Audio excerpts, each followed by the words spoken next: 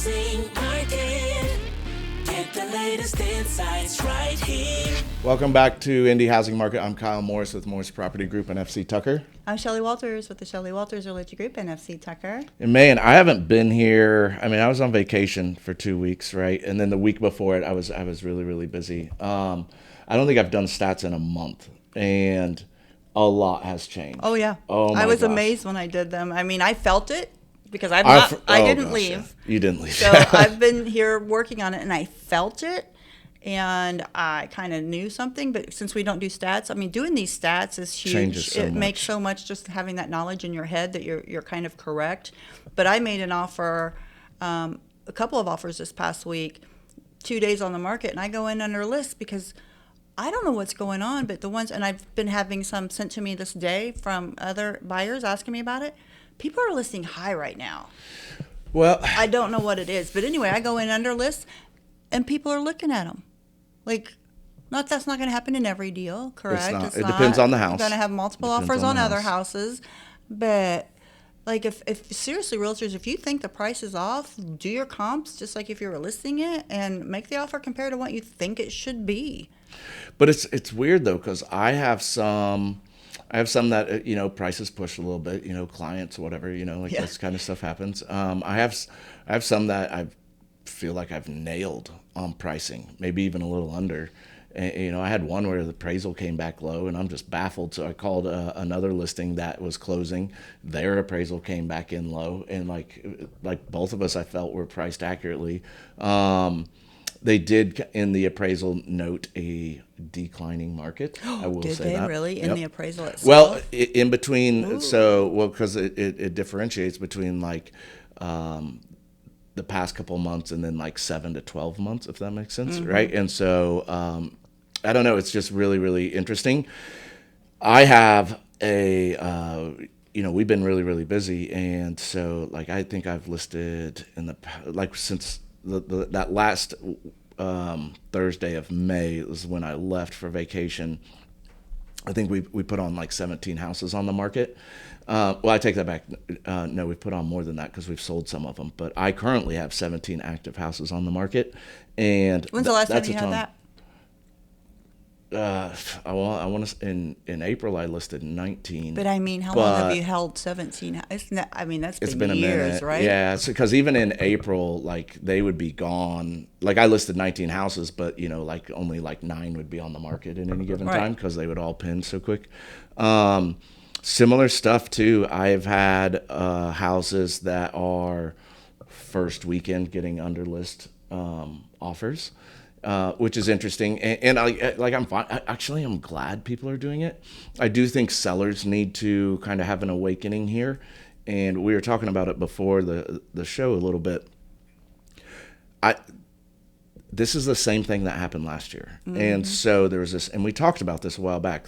But there's this massive pullback, and I don't know if it's because of vacations. I don't know if it's because of I personally think, and this is just a guess, the summer buyer has become the most discerning and educated buyer because they know there's going to be more inventory. And then also my other concern is for sellers and agents, if they're still on the market in 30 days, or not even 30 days, let's call it 2 weeks, and you start cresting into after the 4th of July weekend, will people start to cascade prices again like they did last year? And then there was no proof that changing your list price was going to bring in showings or bring in offers. And then that's how we dealt with this is the beginning of where that massive downfall happened last year, because sellers and agents weren't prepared for the market to basically for buyers to become more discerning. Yeah. I think buyers too, especially mine. Back in the day, I started in 2008. Anytime prior to 2020, I always think that's our big cutoff of how markets have changed so much. Yeah. Is buyers came into the market, and their pretty much timeline. You always have that conversation was they'd like to have a house within 30 to 45 days. My buyers I'm working right now, they're planning on a 6-month process of I've looking got a for lot a of house. 6-month people. Yeah. Like, we'll find one. We're not rushing this. If there's not but if they one, find one, they'd buy. they'll right? buy. Yeah. They will now. That's what I've got. But they don't care if they don't, and they're going to keep looking. So I think buyers are much more patient right now, because interest rates are higher than they want them to be, and the prices are higher than they want them to be. And so they're not just going to jump on any house, and they're going to take their time and making it. So that's where sellers need to understand these buyers, like you said, they're very discerning on what they're going to do and what they're willing to do, and they're not willing to bend over and, in any way do more for the seller than they will do for themselves, if that makes sense. Even the sellers are still pushing back, like, I don't want to do this and I don't want to do that. And have you seen, this is what I have to say too, and I've been watching, because I have searches, because I'm watching the market just to watch. So I have searches for many towns. The amount of back on market is huge. Yep. I've seen back on market more and more in the past 2 weeks than I've seen in a long time, which tells me buyers are pushing back and sellers are pushing back, and they're not coming together at the table. I've found, like, while I was gone, I had to, because I assigned a team member to oversee a house while I was gone, and then if, like, we're dealing with offers or whatever, it comes up to me. But I had 2 different offers. One fall apart over $2,000 and one fall apart over $10,000, which $2,000 is an easily bridgeable gap. $10,000 is usually a way to like kind of figure it out at that point. Like you're kind of close enough. Like you usually, I would say, like 90% of the time you're going to figure that one out. And not only that, when we adjusted and we were like, okay, we'll just come, the buyers had walked. Yeah. No longer even wanted it at that.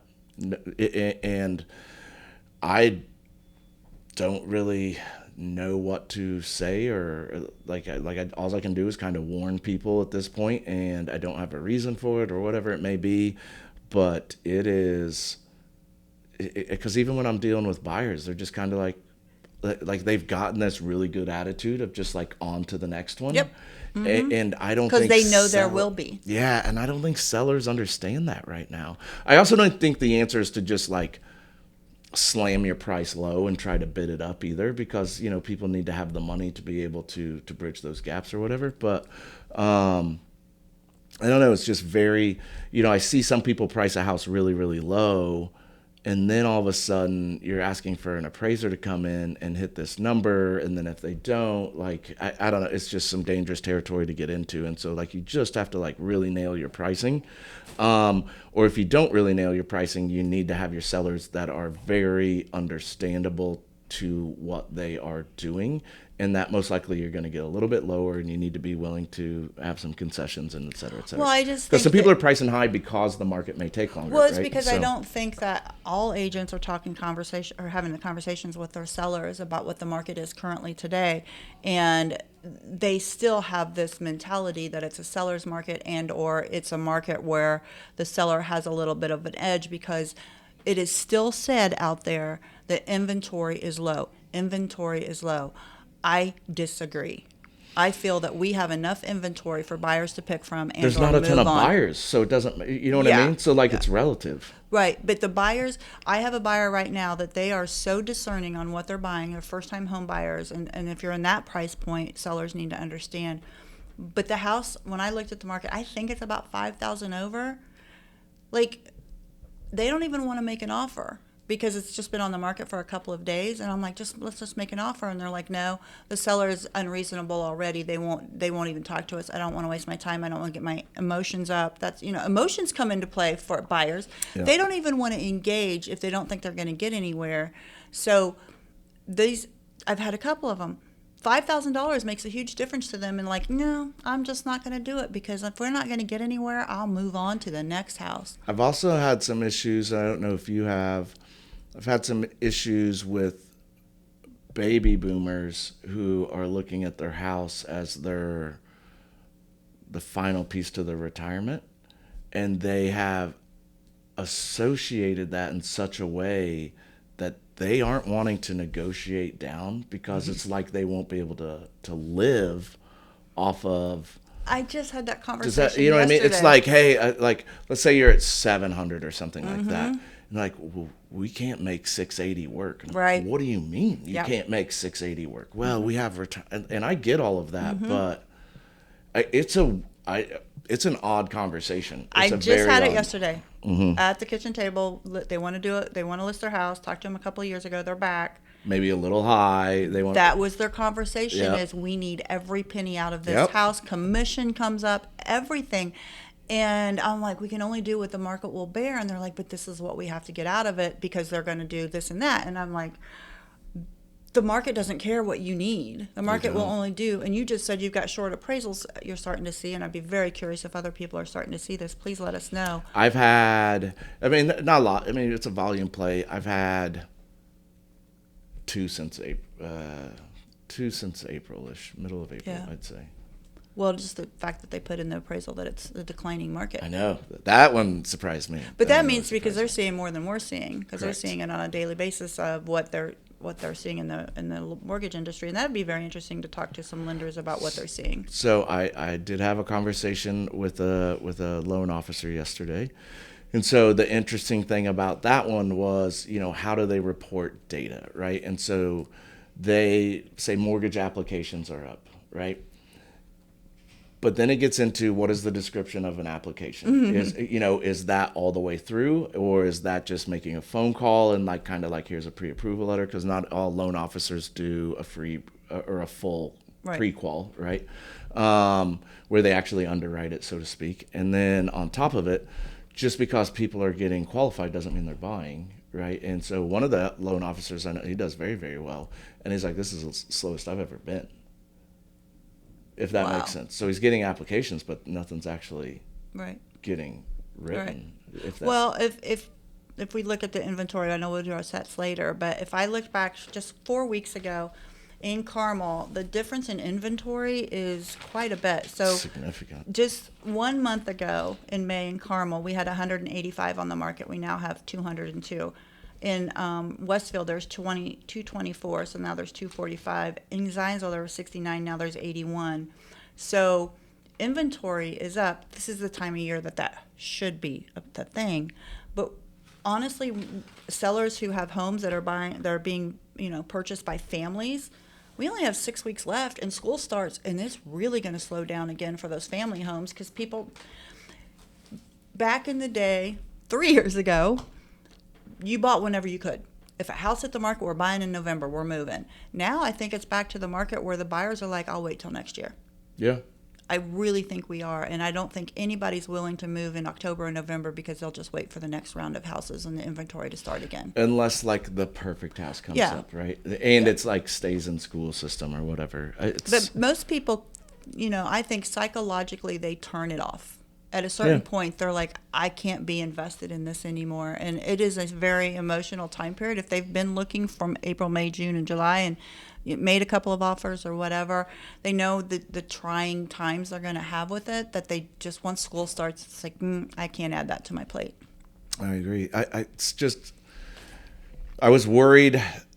I was just hopeful there wouldn't be a pullback like there was last year. And it didn't happen in May, but it has happened in June. And I don't know, is this a new, and all we can do is look at data. We don't have enough to say one way or the other. I can just kind of tell you what's happening right now. Maybe it changes in July, and it happened last year, it happened this year. They could be independent of each other why they're happening. I don't think they are.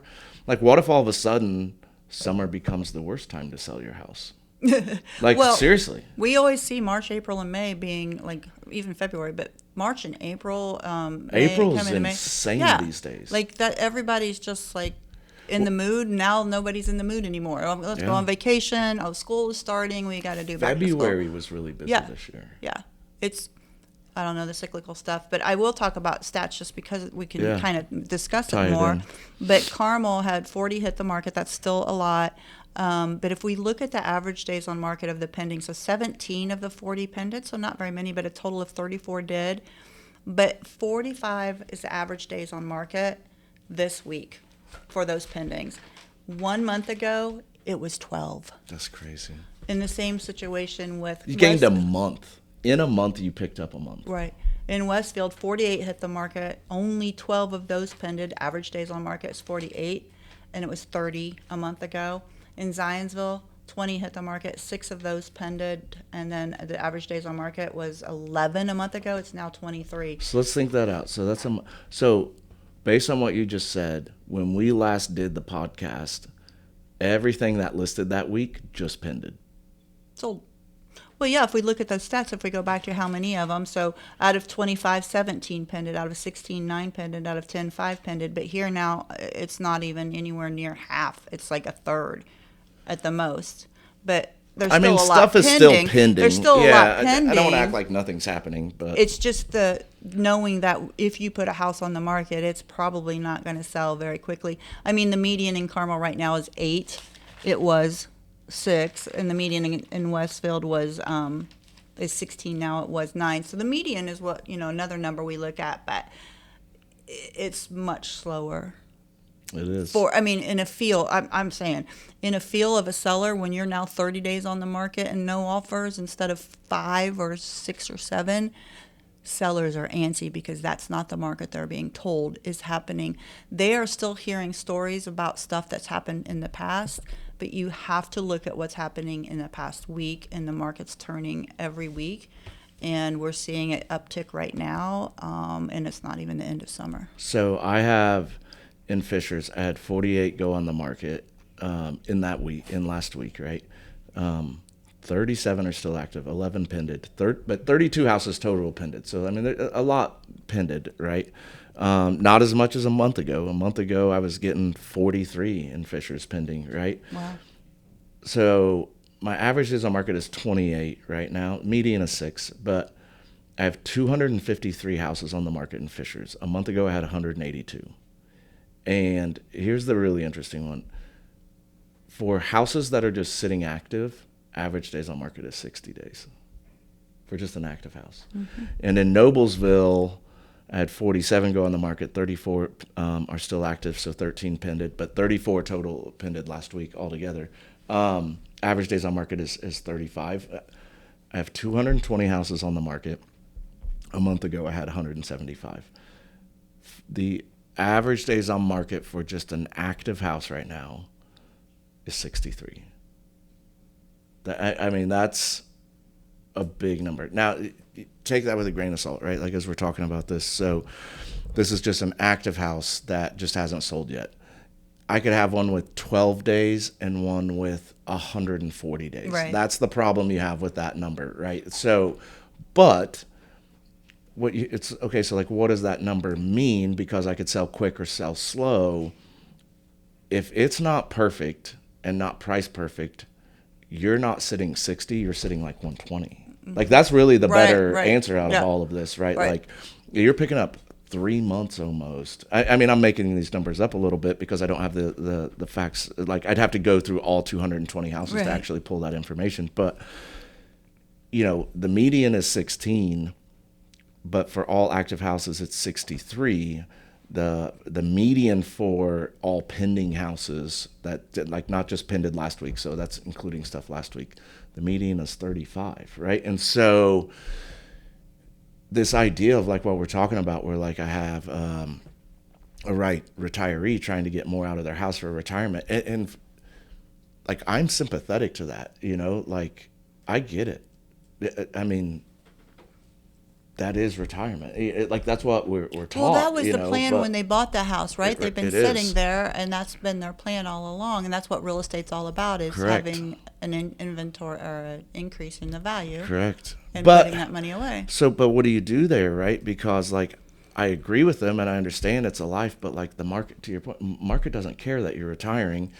And then I think we also run into this issue of, like, with the example I just threw out, that 680 is insufficient, but 700 is. We deal with that with sellers all the time, where they're like, I have to get this out of the house because I want to pay the truck off, and I want to pay the credit. Like, I hope we can do that. That's really not how this is set up to work, actually, but it's become an expectation of, like, I pay my house off, pay off all debt, and then just get to start fresh.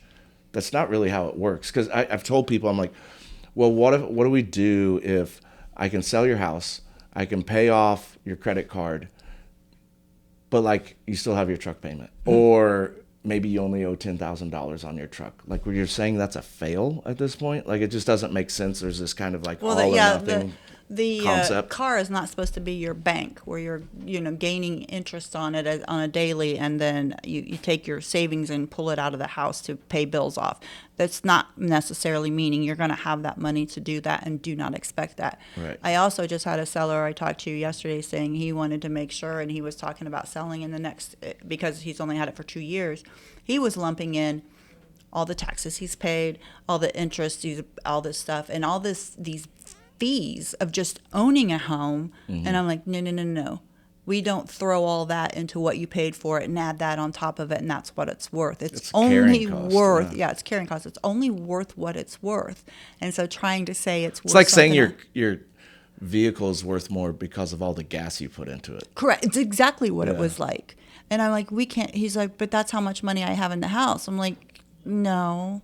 That's not, and those are just issues I have with sellers. But there's so many different mentalities of why a house should be worth what it's worth, and it's so hard for us as realtors to come across from the table and say it is really only worth this because I'm looking at what we truly need to look at, what an appraiser is going to look at. But they feel it different because that is real money that they have spent out of their account. So that is that's an actual cost. But it's just that's the cost it took for you to live in your house. Like, that's a living cost, and. When we look at these houses, so we've been taught that home ownership is the path towards wealth. Fair? Right.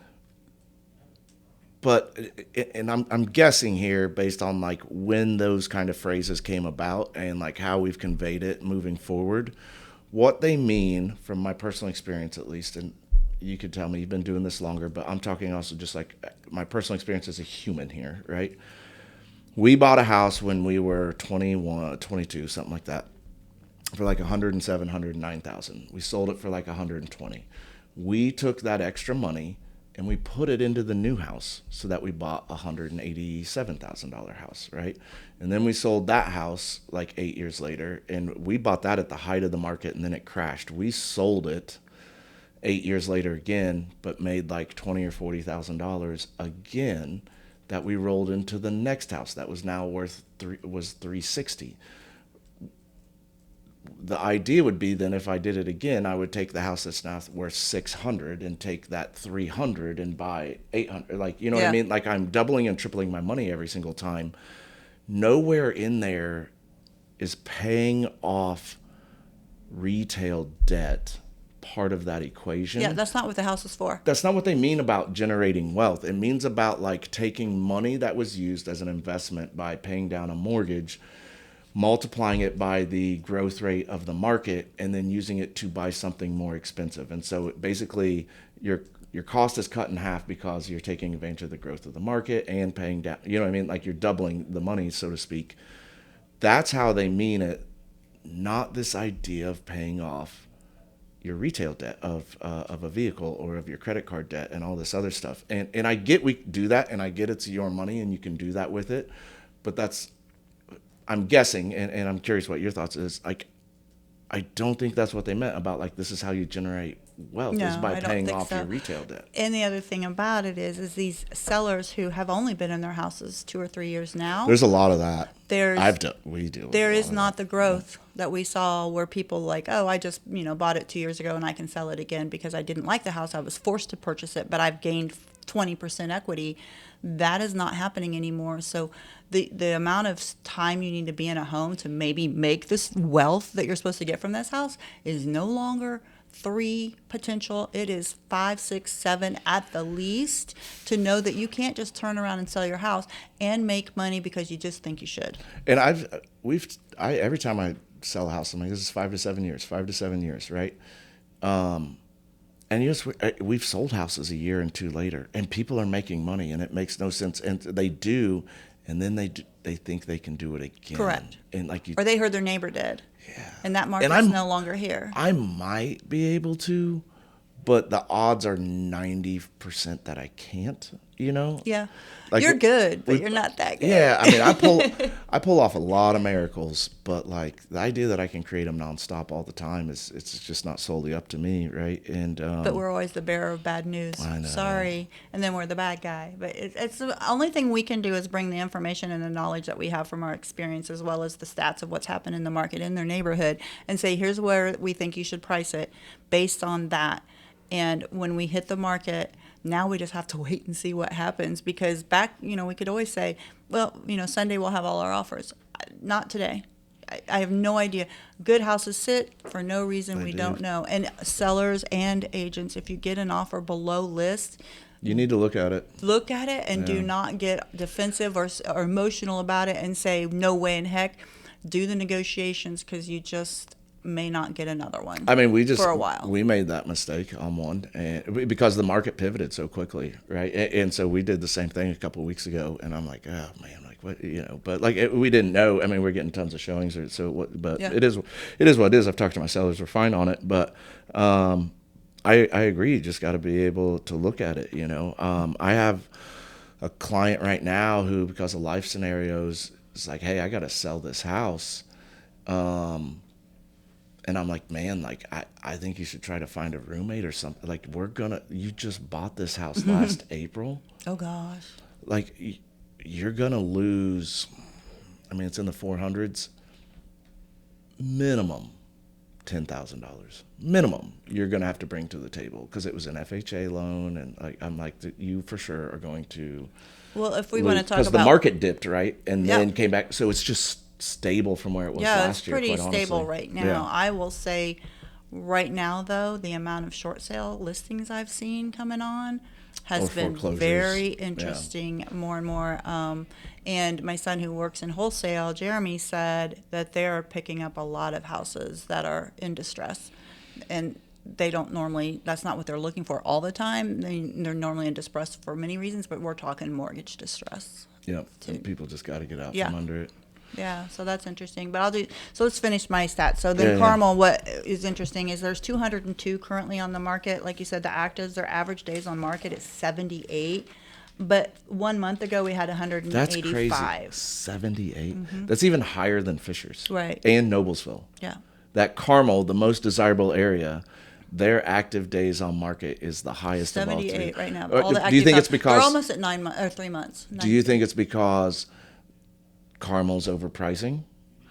I don't know. Or do you think there's just a less buyer pool? But it's concerning that we have 202 on the market now, and a month ago we had 185.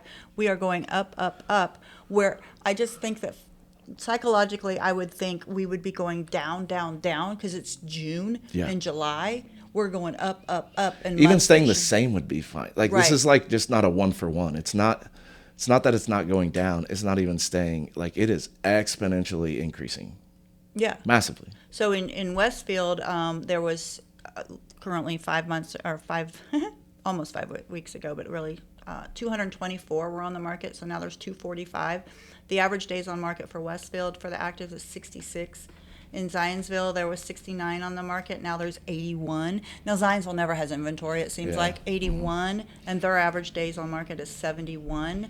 So these are trending numbers, and to my opinion, the wrong way for June.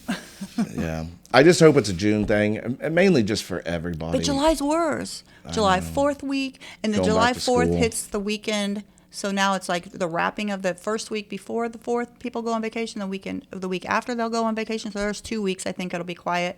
And then the next week is getting prepared to go back to school shopping, maybe the last family vacation if you didn't go July 4th. So July, to me, is kind of like the May in Indy is kind of slow. I think July can really be a scary month, too, for a slowdown. So that's why I'm looking at this in June going, wow, where are we going to be in July? And then August, school's back in, and I don't think buyers, like I said earlier, buyers aren't looking at houses anymore after school starts if they're a family. So it's going to be interesting the next couple months. Yeah, prices are going to go down. But then will they go back up in January again? I didn't see that coming. But it's all relative. It is prices relative. are going to go down potentially because in regards to, I think what you mean by that is if it's listed at 300, it's going to sell for 295. Correct. But the market's not, the prices aren't going down. It's just that list to sale ratio is going to go down, but the values of those homes didn't tank. It's the same. They didn't tank. It's the same. I agree with that. And I don't know, the weird part about it is like it's kind of where it should be. Like, we just can't forever grow sometimes, I mean. We couldn't at the rate where we're going. That's Yeah. what the affordability problem is. Yeah. And I think if you just know what you're getting into, you'll be fine. Like, all of my people right now, like, they'll be fine. We'll just look at the scenarios and, like, we know what's going in. I can tell you what I won't be doing that here's what sucks, is everybody else is going to start to drop price, and we're going to stay still because the stats will suggest to stay still. And it just becomes this cascading problem. Pricing it correctly in the beginning is extremely important because once you start that drop, it's chasing the market and buyers see it and then they make a really low offer if it's been 3 or 4 weeks and you or they already still don't see a even price drop. come. Right, and I that's where I'm saying some buyers, they won't even go because they want to know.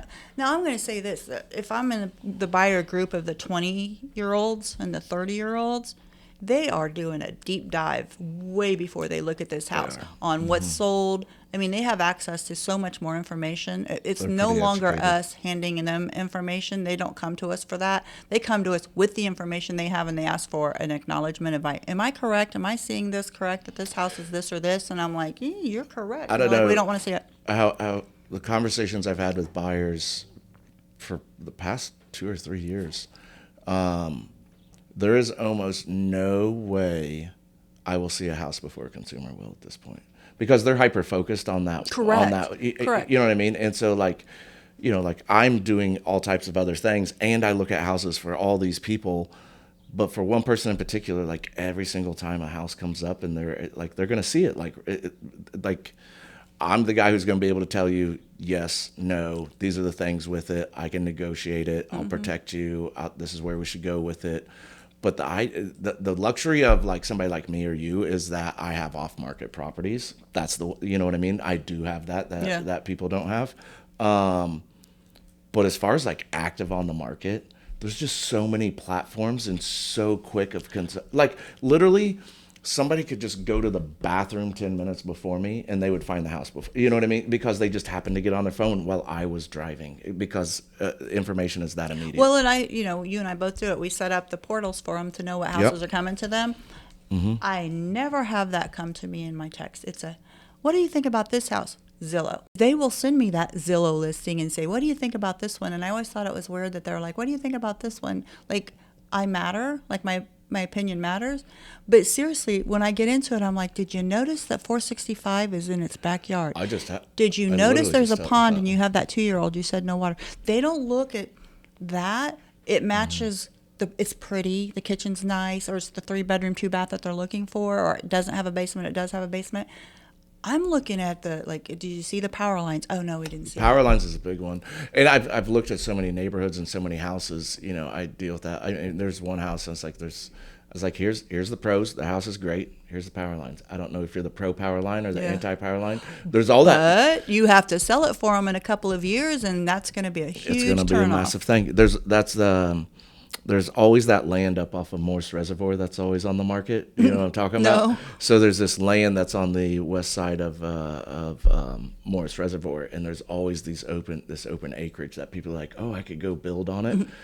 You have to go under power lines to build it, right? And so because it's where the power lines are that go all the way across Morse Reservoir.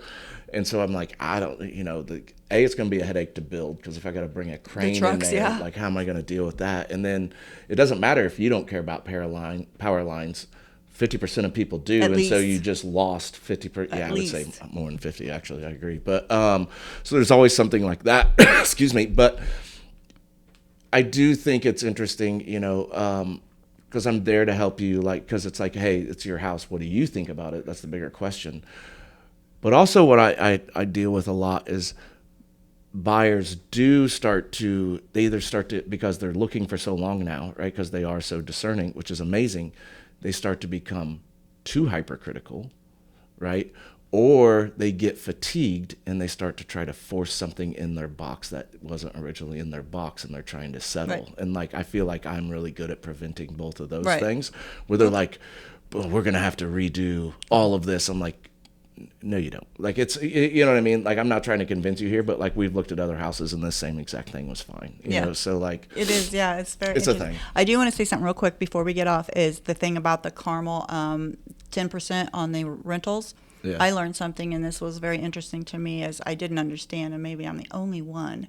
But in Carmel, I was told that the 10% cap had been hit. That was incorrect.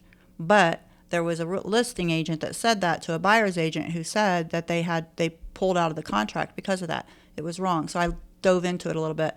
But I do want to say that on the Carmel website for this rental restriction, there is an actual website that it has red where you can no longer rent from. I thought it was a 10% overall for Carmel. If they hit that, then all of Carmel cannot be rented. And then also you've got your HOAs that are definitely already hit theirs. So it's the HOA versus Carmel's entire town. That is not true. Carmel has segments of Carmel in where they say it's already saturated so much. And to me, home place, rentals everywhere, that's normal until Carmel hits its 10%. No. I just listed a rental of mine in there that I cannot sell as a rental because that block in home place is now red, has hit the 10%. So buyers and sellers and agents and everybody, be very careful to get on that map, because where I thought would be normal, it is not 10% of Carmel, it's 10% of blocks. but even then, what's going to happen with that? Because that's still just to the end of the year, right? 2 years. It's 2 years, 2 years, 2 years. And then who knows what kind of legislation, like, so Indiana shut that down, but they have it for 2 years. What's going to happen in between? Like, there's still other stuff that could happen in the next 2 years. Well, I know, but make right it okay now, if you put your house on the market, Yeah. you look at that map before you list it and put in there if it can be rental or not. If you have a buyer looking at that says they want to rent it, look at the map. It's right there. Yeah. It's there for you to see. Well, I don't know. That's why you got to have people that are in this all the time.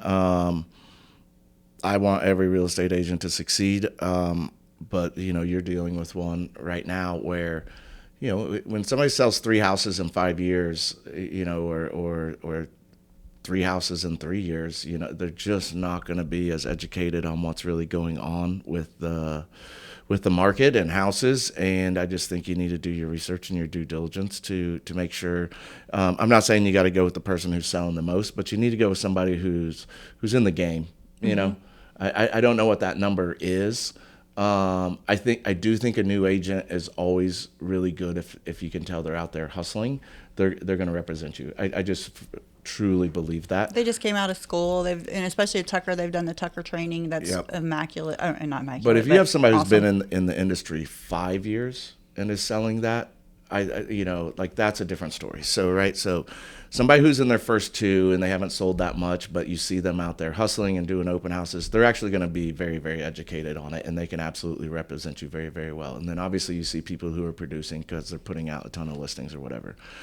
Those other people, man, like, you are taking your life into your own hands, in my opinion. And like, you know, I'm not going to be disparaging towards all agents, but I do think agents need to do better and be more professional in communication, with follow-up, with everything, with their interaction with other agents and all of that stuff. And I don't see those problems from new agents and producing agents. That's Correct. just my experience. Yep. So. I got ghosted this weekend by 2 all weekend. No response, no communication, no nothing. And it was extremely frustrating. And I just do better. I know we all don't have that issue and we don't run into it very often, but this weekend was difficult for that reason. So we'll get off our soapbox, but please. I dealt with some amazing agents. Communication is huge. Yeah. It's important and it's necessary, and that's your fiduciary responsibility to your client, is to communicate with the other agent when offers are being presented. Yeah, I mean, you have to, and then, you know, I dealt with one, and, you know, we ended up with a mutual release, and I notified some agents that was going to happen. And these are really good agents who are very professional, and they went and saw it after it went back on the market. We couldn't come to a deal on it. and like there was no hard feel. We were just kind of like, you know, like we were still just professionally like, hey, well, like Things hopefully we happen. can get it Yep. next time or something. Things happen sometimes, Like- and it's out of our control. But Yeah. you know, it's just working together for a common good and everybody that's involved. That's all And we I do. can work with another agent and still protect my client. I think if you're protect them working for with the another agent, fiduciary you agent. are protecting your client. If you're working with the other agent, I you're agree with that. protecting your client. If you're not working with the other agent, you are not protecting your client. I agree with that. Because it could end up costing them more, you know. Cost money, cost a lot, time, emotions, just all that. But anyway, All right. Well, we will not be here next week actually, but we will be here the week after that. And then that's going to be with Brad Coughing. He's going to give us the biannual, yeah. the stats from my board where this market really is going. So talk about a person who's going to be able to tell us exactly what's going on in the market. That is going to happen with Brad Coughing. And it couldn't happen at a better time. Right, to just really see what he's Yeah. seeing, because he'll tell us exactly what he's seeing in all 16 donut counties as well as just the whole market. So he's fabulous. If you've never talked to him, he's a really fun guy to talk to, but he knows his stuff. Tons of information. So, but until then, I'm Kyle Morris from Morris Property Group in FC Tucker. My number is 317-649-5122. And I'm Shelly Walters with the Shelly Walters Realty Group in FC Tucker. My phone number is 317-201-2601. Thanks. Have a good day.